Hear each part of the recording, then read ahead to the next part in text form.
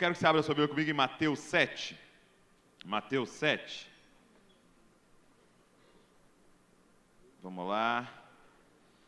Eu quero falar sobre o seguinte, para a gente encerrar. Você ouviu muitas ministrações aqui nesses 4 dias. Você ouviu muitas orientações. Você ouviu muitas coisas que o Senhor te confrontou, te levou ao arrependimento e que está te chamando a agir, a fazer.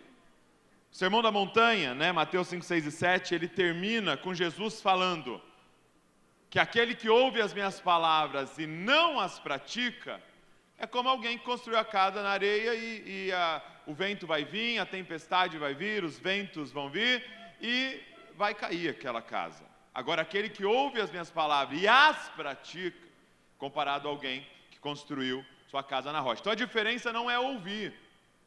Todos aqui ouviram e ouviram muito. A diferença está em fazer. A diferença está em sair daqui e fazer. Então eu quero terminar combatendo, denunciando o principal pecado que pode atrapalhar você de usufruir do que Deus fez aqui ou desperdiçar o que Deus fez aqui. Nós vamos atacar esse pecado aqui nesses próximos minutos. Nós vamos nos arrepender e fazer um compromisso aqui juntos, amém? Glória a Deus. Então, Mateus 7, verso de número 13, diz assim: entrem pela porta estreita. A estrada que conduz à destruição, ela é ampla, e larga é sua porta. E muitos escolhem esse caminho, mas a porta para a vida é estreita. E o caminho é difícil, e são poucos os que o encontram. Feche seus olhos. Papai, obrigado pela tua palavra, obrigado por nos reunir aqui mais um dia, e mais uma vez nos permitir ouvir tua voz, ser ministrados pelo Senhor. Nós queremos, Pai, nós queremos que a tua palavra seja como uma espada hoje aqui, cortante, entrando aonde psicologia não consegue entrar, onde autoajuda não consegue entrar, entrando na divisão de espírito e alma, Pai. E faz uma cirurgia em nós aqui, final, para a gente voltar para a nossa casa e poder viver transformação verdadeira, Senhor. Faz isso hoje aqui no nome de Jesus. Amém e amém. O que Jesus está dizendo aos seus discípulos do Sermão da Montanha é que a vida é difícil. Jesus, uma coisa que ele não fazia era propaganda enganosa. Ele não falava o que a gente queria ouvir para ficar ali. Teve uma ocasião, os discípulos estavam ali com Jesus, desse trabalho do ministério, e lógico que havia na expectativa nos discípulos de alcançar multidões. Você imagina a animação deles, vendo 5.000 homens na frente deles, fora mulheres e crianças e tal. E aí Jesus se levanta e começa a pregar um sermão tão duro que todo mundo vai embora. Imagina, ele estava diante de judeus, ele estava diante de homens que ouviam a lei a vida inteira, muito criteriosos com a questão cerimonial da comida e tal. E aí ele se levanta e fala: quem não comer da minha carne e beber do meu sangue não pode ter parte comigo. E ele não explica. Ele não explica para os caras: não, estou falando do pãozinho depois, do vinho, da ceia e tal. Não, ele não explica. Os caras entenderam naquele dia que ele estava falando de canibalismo.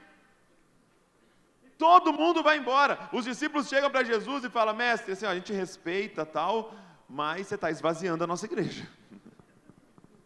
Você continuar pregando assim, não vai sobrar ninguém. E Jesus vira para eles e fala: e vocês, não vão embora? E eles respondem: para quem iremos, se só tu tens as palavras de vida eterna? O que Jesus deixa claro para nós é que a vida é difícil. Ele está falando aqui nesse texto uma coisa muito interessante. Ele está dizendo: o caminho para a morte é fácil, o caminho para a vida é difícil. Então você quer saber se você está caminhando para a vida, se você está pegando um caminho difícil. Se você está caminhando para a morte, você está pegando um caminho fácil. De forma muito simples e literal. Você vai ter lá uma coisa que você precisa refogar, preparar, descascar, ou uma coisa que você põe no micro-ondas por 1 minuto? O que é vida e o que é morte?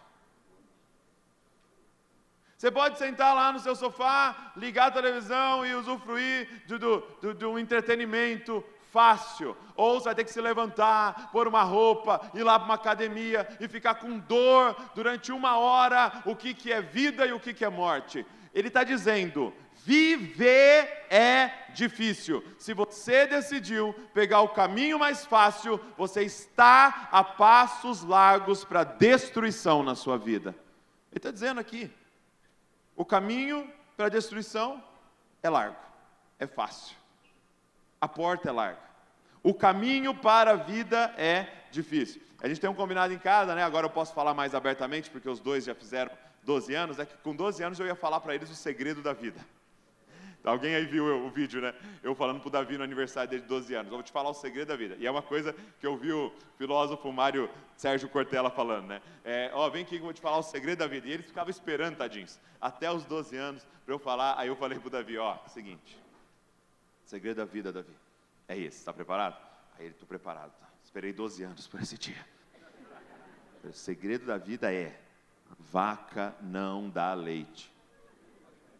Aí ele ficou assim, vaca não dá leite, você vai ter que tirar. Você pode ter uma vaca na sua casa, amados, ela não dá leite, você vai ter que tirar. E essa é a vida. Se te falaram que é fácil, se te falaram que tem atalhos, não existe. Ou a gente vai lá fazer, ou não tem vida. Nós estamos caminhando para a morte. Então, do que eu quero falar com vocês hoje? Desse pecado, que é ignorado por nós, mas é o grande pecado da destruição das nossas vidas e, de certa maneira, também celebrado na nossa cultura. Eu quero terminar essa conferência falando com vocês sobre preguiça. Preguiça. O que é preguiça, gente? Preguiça é resistência ao esforço e sacrifício. É sempre escolher o que é mais fácil. Preguiça, gente, por exemplo, quando você olha para Gênesis, capítulo número 4, verso número 2, vai falar a história de Caim e Abel. E diz assim, olha, verso 2, depois deu à luz Abel, irmão de Caim. Abel foi pastor de ovelhas e Caim foi agricultor. Aconteceu que ao fim de um certo tempo, Caim trouxe do fruto da terra uma oferta, diga comigo, uma oferta ao Senhor. Abel, por sua vez, trouxe das primícias do seu rebanho e da gordura deste. O Senhor se agradou de Abel e da sua oferta, mas de Caim e de sua oferta não se agradou. Caim ficou muito irritado, fechou a cara. Então o Senhor lhe disse, por que você está irritado? E por que você está com a cara fechada? Se fizer o que é certo, não é verdade que você será aceito? Mas se não fizer o que é certo, eis que o pecado está à porta, à sua espera, o desejo dele será contra você, mas é necessário que você o domine. Gente, do que esse texto está falando? O que Deus aceita a oferta de um e não a do outro? Muitas vezes tem gente que fala, não, é porque Abel trouxe animais, Caim trouxe vegetais, Deus não queria vegetais. Não, gente. Depois em Levítico você tem ofertas de cereais, você tem ofertas com vegetais. Não é isso. O texto é claro que Caim trouxe uma oferta ao Senhor. E aí olha o autor o que diz, por sua vez. Ou seja, ao contrário, Abel trouxe das primícias do seu rebanho. Um trouxe uma oferta ao Senhor, o outro trouxe a oferta ao Senhor. Do que é esse texto? Esse texto é sobre preguiça, amados. Esse texto é sobre mediocridade.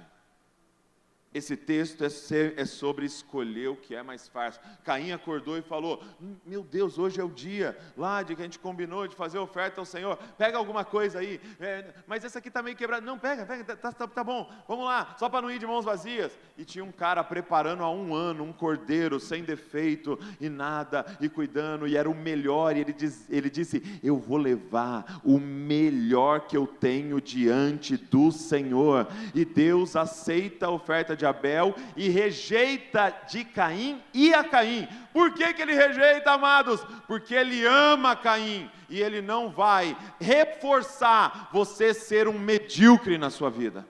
Ele não vai reforçar isso. Ele não vai celebrar a sua mediocridade. Por que as coisas não dão certo na minha vida? Porque é amor de Deus por você. Porque Ele não pode celebrar algo que Ele não é. A nossa mediocridade, Ele não se vê na nossa mediocridade. É uma oferta medíocre diante. O preguiçoso, gente, o que é a preguiça? É aquele que não tem um ideal de perfeição esforçada, mas de facilidade. O que isso significa? É aquele que tem uma pergunta na sua mente no dia a dia: o que é mais fácil? O que é mais fácil? O que é mais fácil? O tempo inteiro tem essa pergunta ecoando em você aqui: o que é mais fácil? O tempo inteiro, sabe? Tem gente que ora, amados, desperdiça a oração, amado, para ter uma vaga bem na frente do lugar que vai parar. Não levanta a mão se você faz isso. Senhor, prepara-se, mas bem na frente, para eu não poder precisar dar nenhum passo a mais. O que é mais fácil? Não, faz uma coisa fácil aí, vamos comer um negócio fácil. O que é mais rápido? Qual que chega antes? Não, mas eu quero ir na academia lá, mas o que é mais fácil? Como é que é? Não, você pode ir na academia ou fazer essa cirurgia aqui. Não, o que é mais fácil? Isso é o preguiçoso. Agora, o que os filhos de Deus, a pergunta do preguiçoso é: o que é mais fácil? Enquanto as perguntas dos filhos de Deus é: o que é o certo? Olha o que Jesus diz, o que Deus está dizendo para Caim: Caim, por que você está com a cara fechada? Se você fizer o que é certo, não é verdade que você vai ser aceito? A pergunta dos filhos de Deus não é como que eu burlo e pago menos impostos, como que eu pago o mínimo nisso aqui. A pergunta dos filhos de Deus é: o que é o certo a fazer? Quem está entendendo, amados? O Senhor está nos confrontando, porque a gente pode sair daqui e pela preguiça desperdiçar tudo que Deus fez na sua vida nesse lugar. Se você sair daqui pensando o que é mais fácil, a pergunta dos filhos de Deus é: o que é o certo? E deixa eu te dizer uma coisa: cada um aqui tem preguiça numa área da vida. Geralmente a pessoa não é essa integralidade de preguiça. Tem coisas que a gente tem disposição para fazer, tem outras que a gente tem preguiça, e a gente deixa algo ir dominando certas áreas da nossa vida. E aí, Douglas, como é que eu descubro qual é a área da minha vida que eu tenho preguiça? Deixa eu te dizer, é a área que a excelência do outro te irrita. Presta atenção.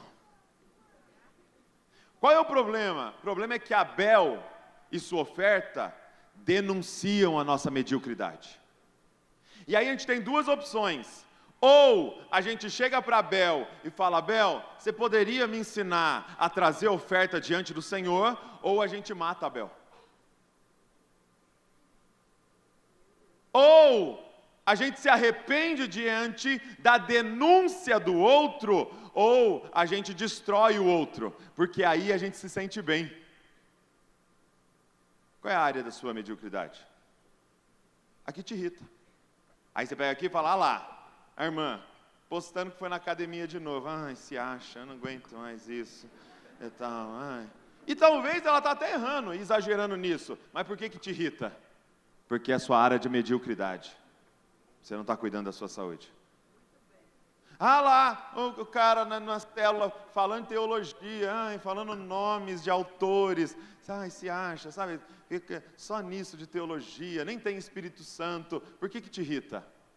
Porque é a área da sua mediocridade. Há quanto tempo você não lê um livro? Você não para estudar, para crescer na área intelectual. Olha lá, quer orar de novo. Tudo é orar. Ele não entendeu que também tem que agir. É oração, é ação. E aí ele só quer orar e jejum de novo. Se contar que está jejuando, não vale. E tal. Te irrita, né? Por quê? Porque é a área da sua mediocridade. Aí é mais fácil matar o outro no seu imaginário, com as suas palavras, com as suas críticas, do que se arrepender e perceber que Deus está querendo fazer algo nessa área da sua vida. Quem está entendendo, amados? Diga amém. Sabe qual é a frase do preguiçoso? A frase do preguiçoso é: tá bom. Fala comigo, tá bom. É a mediocridade. Porque o inimigo da excelência não é o horrível. Porque o horrível a gente dá um jeito. É o tá bom. Ah, não, tá bom. Não, vai assim mesmo. Tá bom. Você vai no médico lá, eles tiram os exames lá, você fala, mas eu estou morrendo. Não. Ah, então estou feliz. Dá para eu assim ainda caminhar? Eu lembro que uma vez eu estava ouvindo o Francis Chan. O Francis Chan é um pastor americano que é descendente de chinês. Aí ele contando que ele foi visitar a China lá e a região que os familiares dele moram, né? E aí chegando lá, e o Francis Chan deve ter assim, sei lá, 1,70 assim, né? Eu tenho 1,82, ele deve ter 1,70 assim. E aí ele falou que chegou lá, os chineses lá da família dele ficavam assim para ele: nossa, Francis, como você é alto. Nossa, como você é alto. Meu Deus, você é muito alto. Como você é alto. Aí ele falou que uma hora ele parou e falou assim: amados, deixa eu te falar uma coisa. Não sou eu que sou alto.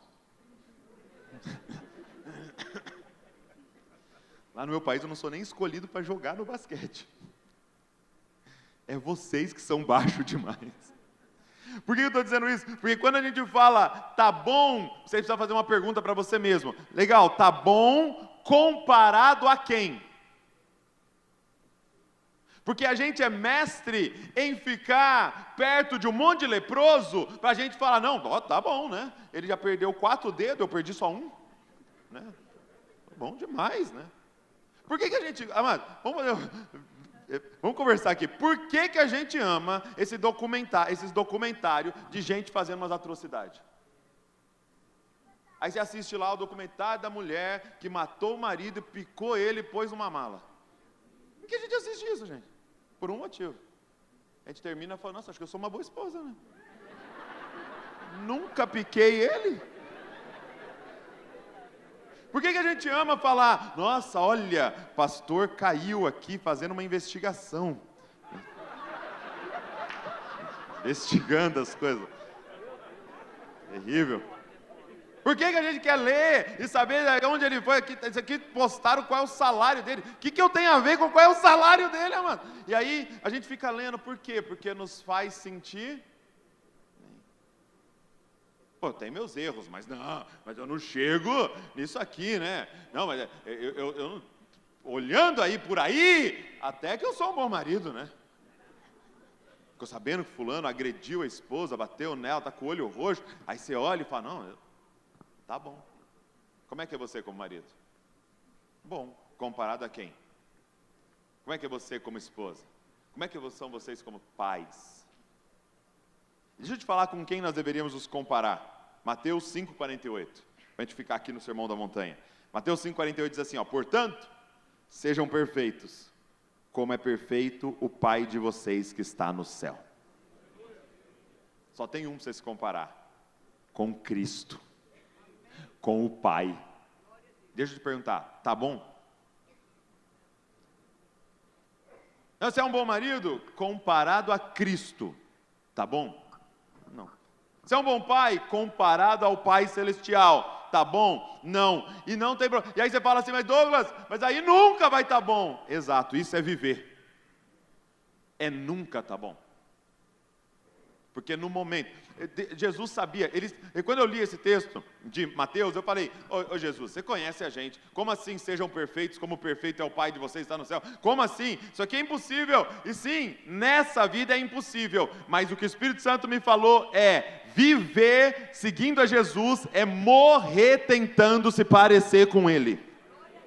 Morrer. Hoje eu vou um pouco mais. Não, hoje eu vou um pouco mais. Não, hoje eu vou um pouco mais. Por quê? Porque isso é viver. É a gente mirar nesse ideal e não parar enquanto a gente não chegar lá. E a gente vai poder dizer até o final da vida, eu estou terminando a minha carreira um pouco mais parecido do que eu era ontem. Quem está entendendo? A vida, gente, é como uma escada rolante descendo. Se você está parado, você está descendo. Nós vamos ter que se esforçar, nós vamos ter que lutar. Uma pergunta que, quando a Val abre uma caixinha de respostas, as mulheres mandam bastante, uma caixinha de perguntas, quando as mulheres mandam bastante lá, ô Val, como é que faz para dar conta de tudo? É uma pergunta. Direto pergunta isso para mim, né? Como é que faz para lidar com a igreja, com a família, com as finanças e com a empresa e com a saúde? E como é que faz para fazer? Porque a impressão era aquele cobertor curto, né? Você cobriu com, não, vou cuidar desses filhos, aí as finanças mexem lá porque a empresa não está dando certo. Não, eu vou dar um gás na empresa, aí os irmãos da igreja começam a reclamar que você não está visitando. Não, vou visitar eles, aí acontece sua saúde, está indo embora. Meu Deus, como é que eu faço? É isso. Qual é a solução? Não tem solução. É morrer se esforçando para ser perfeito como perfeito é o Pai Celestial. Porque, gente, uma das máscaras da preguiça é a gente ficar focado naquilo que a gente tem mais facilidade. Por exemplo, você pode dizer, ô Douglas, preguiça é uma coisa que eu não tenho. Olha o ministério que eu construí. Mas como é que estão seus filhos? Que não tem nem vontade de ir no ministério que você construiu. Aí você fala, não Douglas, mas olha o quanto de dinheiro eu ganho por mês. Você tem que ver quanto que a gente está faturando. Mas como é que está o seu casamento diante disso? Aí você fala, não Douglas, mas olha quantas horas eu oro e leio a Bíblia por dia. Mas como é que está a sua saúde, seu colesterol? Ou você pode dizer, olha o quanto de músculo que eu ganhei esse mês. Mas como é que está a sua vida espiritual? Como é que está a sua vida espiritual? Qual é a área que a preguiça tomou conta na sua vida?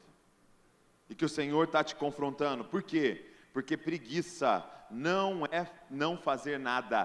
Preguiça é sempre escolher fazer o que é mais fácil. Guarda isso que eu vou te falar. Talvez hoje você está aqui, somente os homens aqui, você está dizendo, Douglas, graças a Deus, essa mensagem, as outras todas eu peguei, essa não é para mim. Douglas, eu trabalho 12 horas por dia. Douglas, eu trabalho 14 horas por dia. Douglas, eu vou 7 vezes na semana para a igreja. Douglas, preguiça é algo que eu não tenho. Mas deixa eu fazer uma pergunta, você consegue chegar em casa e fazer lição de casa com seus filhos? Você consegue chegar em casa e parar para de verdade ouvir sua esposa? A preguiça, ela se esconde em um lugar, gente. A gente fazer por muitas horas aquilo que é fácil da gente fazer. Quem está entendendo, gente? É fácil para você trabalhar 12 horas. Eu quero ver, sei lá, aprender química para ajudar sua filha na prova. O Senhor está querendo mexer em nós, naquilo que é difícil. Então não adianta a gente vir para um congresso como esse, pegar as palavras e falar, fala Deus, e ignorar aquelas que verdadeiramente Deus está falando com a gente, porque é difícil. Quando é que você vai mexer, mulher, nesses traumas do seu passado, que faz você ser essa pessoa tão desagradável nas suas relações? Mas é difícil. É difícil abrir essa caixa preta da nossa história. É difícil. E na preguiça, a gente escolhe fazer um monte de outras coisas. Você é uma mãe incrível. Você arruma tudo, você cozinha, você cuida como ninguém, você é uma águia, mas quando é que você vai mexer nisso? Porque vai repetir nos seus filhos. Deixa eu te falar algumas frases do preguiçoso. Você ir se identificando, gente. Se você está aqui igual Matrix escapando, nós vamos pegar você. Frase do preguiçoso. É a seguinte aqui, ó. Eu até queria, mas... A frase do preguiçoso. Não, eu até queria, mas... comigo não dá. Os médicos aqui ouvem direto. Não, eu até queria. Mas eu não consigo comer esse tipo de coisa. Eu tenho um paladar seletivo. Vamos colocar você lá no meio da África, sem comer. Eu quero ver se derem uma maçã na sua mão, você não come. Não, eu até queria, mas comigo não dá. Isso é a frase da preguiça. Outra frase da preguiça, não tenho tempo. Não tenho tempo. Mas todo mundo tem o mesmo tanto de tempo. Cada ser humano que nasceu só tem 24 horas. Todo mundo. Não tenho tempo, não cola. Não tenho prioridades. Você tem coragem de dizer, não tenho prioridades, não vejo a minha saúde como prioridade, não vejo minha saúde mental como prioridade, e muitas vezes o pior de todos, não vejo o Senhor como a minha prioridade. Você fala para mim, eu não tenho tempo de fazer meu devocional, você não tem Deus como prioridade, ponto. Então isso nós vamos ter que começar a ser sincero e real aqui, eu tenho preguiça de estar diante do Senhor. E só se a gente entrar na verdade aqui que o Senhor vai nos curar. Outra frase, não posso. Eu não posso. Ou eu não consigo. Não, eu não consigo. Exercício não é para mim. Terapia não é para mim. Esse negócio de aconselhamento não é para mim. Eu não consigo. Uma que nós estamos usando muito. Eu não quero nem pensar nisso. Você chega para o cara para confrontar ele no negócio que ele é ruim, que ele precisa mexer, aí ele fala assim, nossa, já viu esse vídeo? E o Corinthians, hein?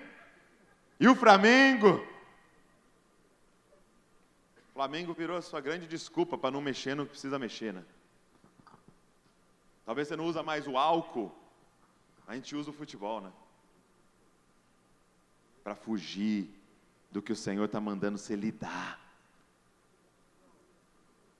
Mas acho que é a principal, deixei o principal por último, a frase do preguiçoso de hoje. E assim, se você se identificar, eu quero que você levante a mão. Se você não tiver preguiça de levantar a mão durante a... Levanta a mão. Frase do preguiçoso de hoje. Estou muito cansado.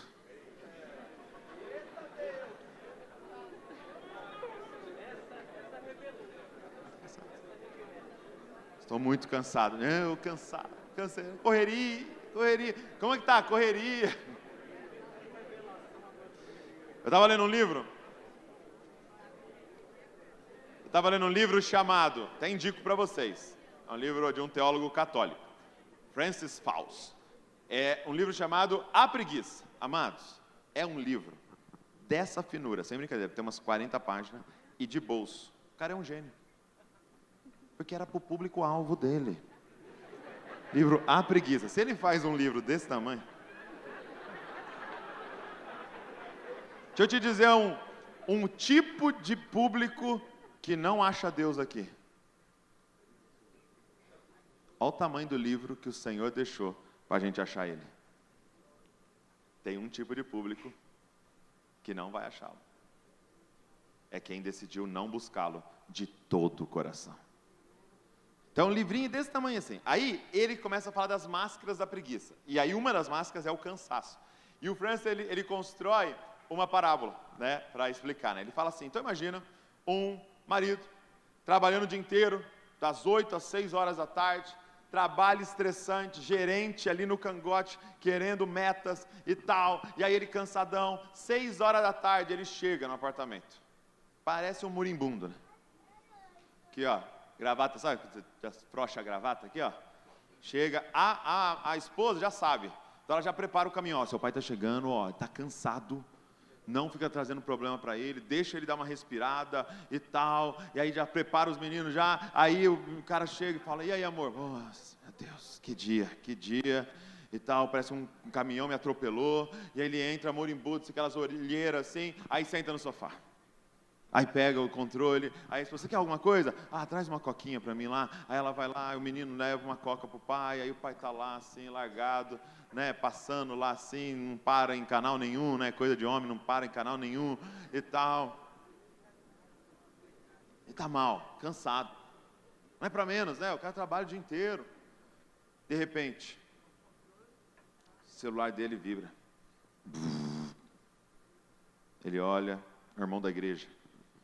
Oi. E o irmão da igreja fala assim, cara, conseguimos marcar a quadra de society para hoje à noite. Meus amigos, nós não sabemos explicar de onde.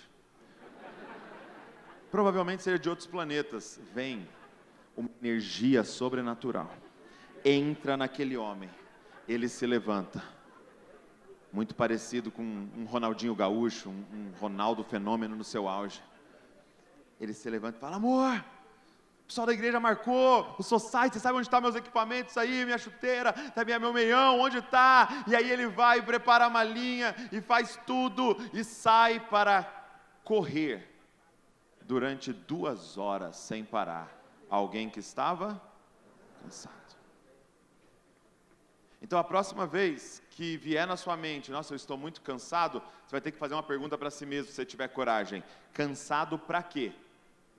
Porque o cansaço de hoje não é como dos nossos avós. O nosso cansaço de hoje é seletivo. Geralmente é cansado de fazer as coisas que Deus quer que eu faça. Como, por exemplo, discipular os meus filhos. Como, por exemplo, pastorear as pessoas ao nosso redor que Deus está nos dando para cuidar. Essa parábola foi usada ali para falar de um homem, mas a gente poderia facilmente adaptar para uma mulher cansada, que o celular vibra e não é para um jogo de futebol, mas é para uma promoção na loja de roupa, ali no shopping, que tem uma mulher que está cansada. As mulheres estão extremamente cansadas, gente. Denunciar a minha aqui num negócio aqui. Quando ela deita naquela cama ali, amados. É aqui. Pega uma aguinha para mim. Só que eu moro numa casa de 3 andares. Aí eu vou. Claro, pega uma aguinha. Ela está cansada. Você viu meu celular? Não, é assim, ó. Põe meu celular para carregar. Eu falo: não, claro. Onde está? Não sei. Eu tenho que, não só pôr para carregar, procurar na casa o celular. Mas o que é isso? É cansaço. Agora você fala para ela: vamos ali no shopping. Anda 3 horas sem parar.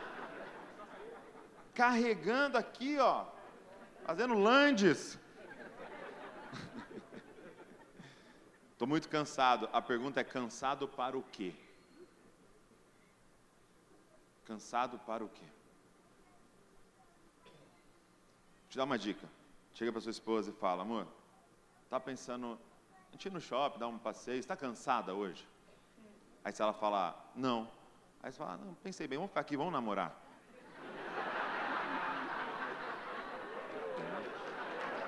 Pega essa. Pegou? Já valeu o encontro de casais aí. Essa aqui. Estratégia do grego.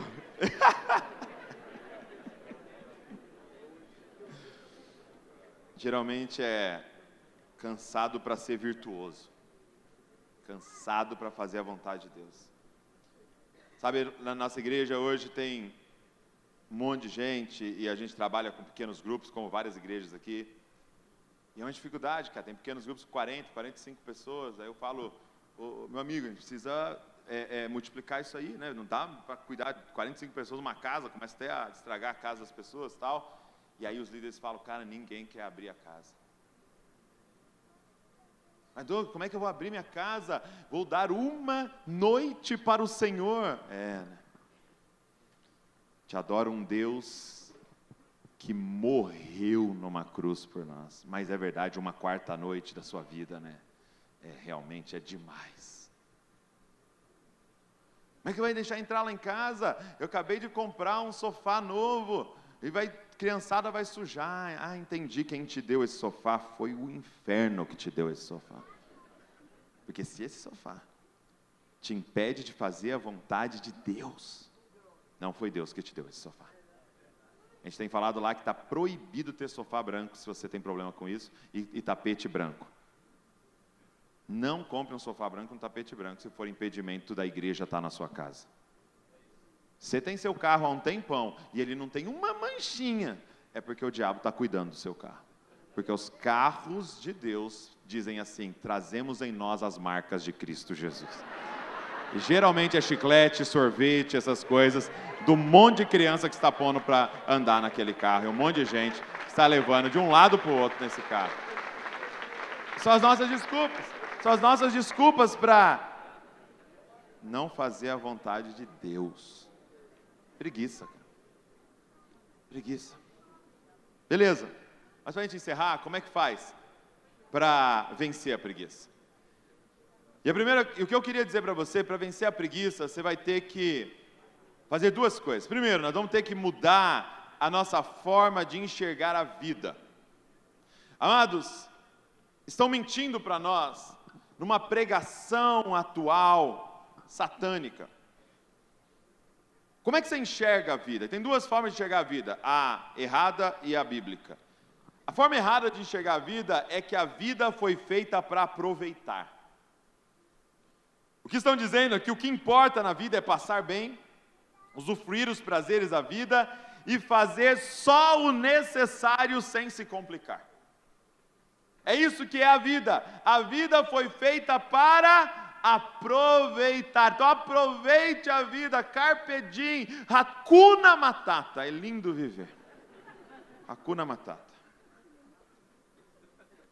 É isso, essa ideia de que a vida foi feita para aproveitar e que você tem que se livrar de qualquer coisa que vai tentar atrapalhar você de usufruir dos prazeres da vida. Deixa eu te dizer que isso é tão satânico que está esterilizando a próxima geração. Nós estamos vivendo um problema inédito na humanidade no Brasil, que a taxa de natalidade fez assim, em uma década, que nunca tinha visto isso acontecer, isso nunca tinha sido observado em nenhuma nação no planeta. Nós vamos ter problemas com a questão dos idosos no Brasil em breve por causa disso. Porque as pessoas não querem mais ter filho. Por quê? Porque acreditaram nessa pregação satânica. A vida foi feita para aproveitar e filho atrapalha. Na verdade, as pessoas estão demorando para casar, porque elas estão falando, né? Não, eu vou terminar a faculdade. Não, mas eu vou comprar um apartamento. Não, mas eu vou dar uma curtidinha e tal. E elas estão deixando passar. Aí quando chega, acham que estão velhos demais para ter filho. E precisam viajar 1 ano, 2 anos, viajar 3 anos, curtir um pouco os 2. Essa mensagem, é essa a mensagem. A vida foi feita para aproveitar. Não, a vida não foi feita para aproveitar. Qual é a visão bíblica da vida? A vida é uma missão. A vida de Deus é uma missão grande, bela e árdua, que Deus propõe a cada um dos seus filhos e pela qual vale a pena gastar as nossas melhores energias. A vida não é um cruzeiro, a vida é muito mais parecido com um exército. Quem está entendendo, gente? O Filho de Deus veio e Ele teve prazer, Ele deu risada, Ele contou piada, Ele se alegrou com seus amigos, mas a mentalidade dele era: eu estou aqui em uma missão. Então filho não atrapalha, filho é o Senhor nos dando uma missão. A igreja na nossa casa não atrapalha, é o cumprimento do propósito de ter uma casa, de ter um sofá, de ter comida a mais. Esse é o cumprimento do propósito de qualquer coisa, cumprir uma missão.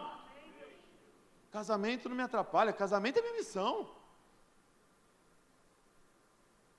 Então nós precisamos de uma mudança de mentalidade. Olha que interessante, como essa mentalidade é satânica. Então está lá atrás, Mateus 27, 39, Jesus está pendurado na cruz.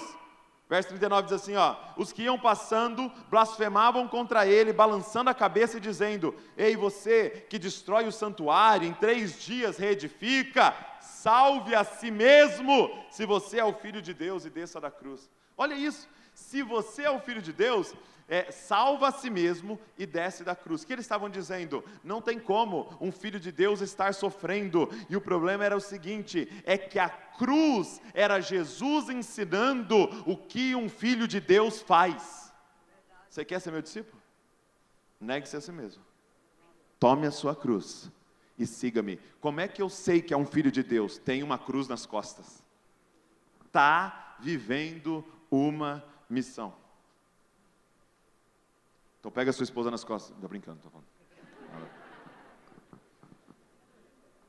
É uma missão árdua, bela, grande, que vale a pena você gastar a sua vida. Gente, um dia nós vamos chegar diante do Senhor, e Ele não vai perguntar quantas férias você tirou, não. Ele vai perguntar quanto tempo você dedicou no cuidado dos seus filhos. Não é quanto você aproveitou, não, é quanto você gastou, tudo que eu te dei, no cumprimento daquilo que estava diante de você. Quem está entendendo? Amém? E aí, gente, a gente passa a ressignificar problema. A gente passa a ressignificar as questões. Então, por exemplo, eu fui pregar na igreja do pastor Paulo Borges, e ele deixou eu hospedado numa casa, eu e a Val numa casa, né? E aí o casal compartilhando comigo, que eles estavam grávidos, e primeiro filho, e uma alegria, tal, começa a fazer os exames, ultrassom, descobrem, o filho nasceria com nanismo. E aí eles estão ali com o filho, compartilham com um grupo começa a orar, dizendo, não aceite, você precisa declarar que isso não é de Deus. Ei, sim, Deus cura, claro, tem muitos exemplos. Mas Deus também nos dá missões. E esse jovem nasce, né? Essa criança nasce, se torna um jovem, e esse casal, junto com esse filho, que tem nanismo, eles criam um projeto, que começou a tocar o Brasil inteiro, até um projeto talvez você já viu, chamado Somos Todos Gigantes. Então eles entenderam, esse filho não está aqui para atrapalhar eu de aproveitar a vida, esse filho é a missão que Deus nos deu para tocar uma geração com aquilo que Ele colocou na nossa casa. Quem está entendendo, gente? Então, meu filho nasceu com autismo, mas a minha filha tem tal dificuldade. Sim, é a missão que Deus nos deu. Então, da próxima vez que surgir um problema, não é, que droga, vai me atrapalhar de fazer não sei o que, não. Essa aqui é a nova missão que Deus nos deu. Um dia, um sacerdote estava descendo numa estrada, e ele estava indo lá para fazer uma missão de Deus da outra cidade, e ele não percebeu que tinha uma missão de Deus caída à beira do caminho. Ele deu a volta e foi embora. Um levita estava descendo e tinha uma missão de Deus no caminho. Ele deu a volta porque ia atrapalhar ele. Mas um samaritano entendeu. Eu estava indo para uma missão, mas Deus me deu uma nova. E o nosso celular toca toda hora, gente, com uma nova missão de Deus. E se a gente falasse como, né, um palestrante do Brasil, uma vez ensinou, ele até que fez um livro, né? Oba. Ele escreveu um livro chamado Problemas Oba. Por quê? Para isso nós estamos aqui. Senhor, o que o Senhor quer que a gente faça? O que o Senhor quer que a gente... Onde o Senhor quer que a gente gaste a nossa vida? Quem está entendendo, amados? Tem uma frase que ecoa muito forte no meu coração. É a seguinte. Um dia, nós todos aqui vamos chegar diante de Jesus. E tem uma coisa em Jesus: o seu corpo é todo ferido. No corpo glorificado ele manteve todas as cicatrizes. E amados, vai ser terrível chegar diante de um Deus todo ferido e você todo intacto. Porque você gastou sua vida para proteger ela, não para cumprir a missão que Deus te deu. Para a gente vencer a preguiça, a gente vai ter que mudar a forma de enxergar a vida. A vida não foi feita para aproveitar. A vida é uma missão dada por Deus. Mas número 2, para a gente encerrar, para vencer a preguiça, você vai ter que mudar a forma de enxergar o que é amor. O que é amor, amados? Tem uma definição de amor dada num livro, O Caminho Menos Percorrido, um livro maravilhoso de psicologia. E o autor define amor de uma forma que eu achei tão bela de explicar e bíblica. Ele diz assim, o amor, guarda isso, o amor é a vontade de se desenvolver para possibilitar o nosso próprio crescimento, para ser suporte para o crescimento de outras pessoas. De novo, o amor é a vontade de se desenvolver para possibilitar o seu próprio crescimento, para ser suporte para o crescimento dos outros. Amor é estar disposto a enfrentar a dor de crescer, do seu crescimento, para você poder dar suporte para o crescimento dos outros. Você não tem como ajudar outros a crescerem a mais do que você trabalhou para você crescer. Quem está entendendo? Significa que amar dá trabalho. Diga comigo, amar dá trabalho. E se amor é esse esforço de crescermos para ser suporte no crescimento do outro, qual é o inverso de amor? Se amor é esse esforço, o inverso de amor não é odiar, o inverso de amor é preguiça. O inverso do amor é a preguiça de não pagar nenhum preço para se desenvolver e para ser suporte no crescimento do outro. Então eu queria encerrar dizendo para você, se você ama a sua família, você precisa sair daqui disposto a se esforçar para o seu crescimento e desenvolvimento, porque você só pode ser suporte para os seus filhos à medida daquilo que Deus fez na sua vida. Talvez amar os seus filhos seja sair daqui e marcar médico, e fazer os seus exames, e fazer um propósito diante de Deus de cuidar da sua saúde.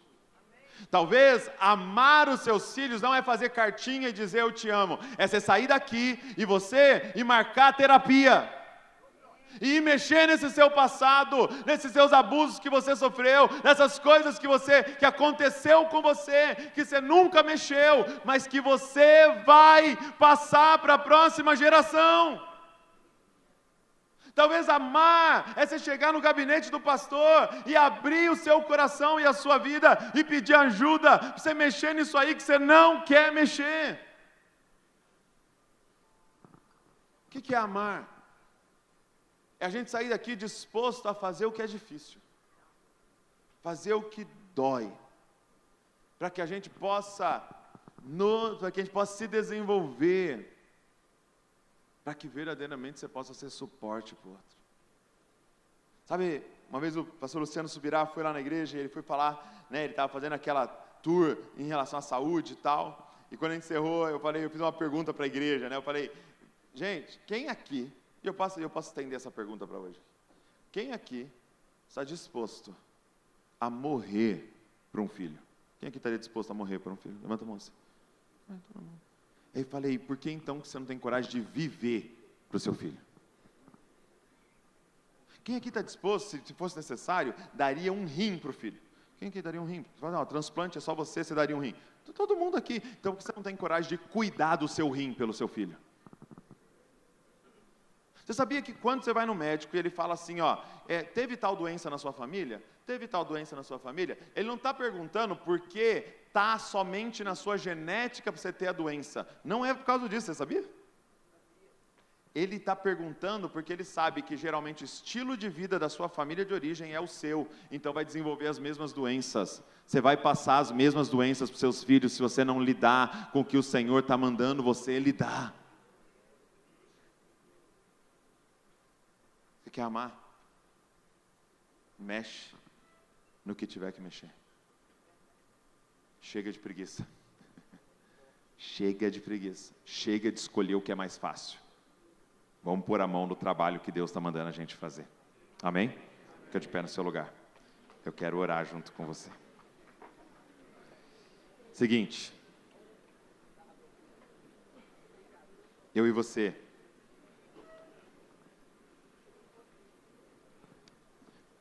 Eu e você hoje. Nós só estamos aqui porque Jesus Cristo, o Filho de Deus, não escolheu o caminho da preguiça.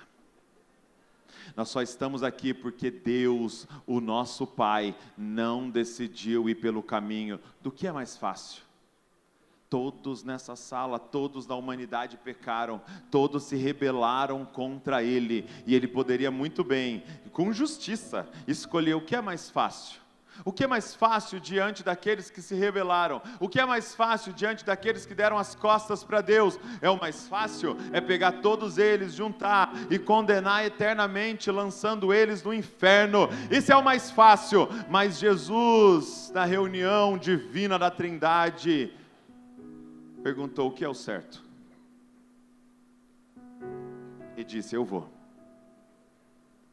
me despedir de toda a minha glória. E eu vou lá para assumir problema que não é meu. Para assumir responsabilidade que não é meu. Mas vai doer, eu vou lá e eu vou abraçar essa dor. Eu vou abraçar essa cruz. Porque eu não vou fazer o que é mais fácil. Eu vou fazer o que é certo. Eu vou amá-los. Nós estamos aqui por causa do amor esforçado de um Deus bondoso. E o que Ele está pedindo para você? Responda a esse amor. Ele termina dizendo assim para os seus discípulos. No meio ele começa a falar da lei, e ele fala, ame o seu próximo como a ti mesmo. Mas ele termina dizendo, um novo mandamento eu vos dou. Amem uns aos outros, como eu amei vocês. Amados, é um chamado a entregar a nossa vida. E eu queria saber quem é que aqui hoje está disposto a se arrepender da sua preguiça, que veio te arrastando até aqui com certas coisas e quer fazer um compromisso diante de Deus. Senhor, eu vou fazer o que tem que fazer. Levanta a mão assim só como sinal. Jesus, tira uma foto aí, Jesus. Esse compromisso diante do Senhor. Então você vai pegar tudo que foi falado aqui, as mensagens vão estar lá no canal, né Pai? Vai estar tudo no canal, você precisa rever alguma coisa, e você vai falar, o que eu vou fazer diante disso aqui? Aonde eu tenho que ir, com quem que eu tenho que falar, o que eu vou fazer? Para eu viver de verdade uma mudança. E esse ser um tempo de transformação na minha vida. Dá a mão para o seu cônjuge aí, nós vamos orar.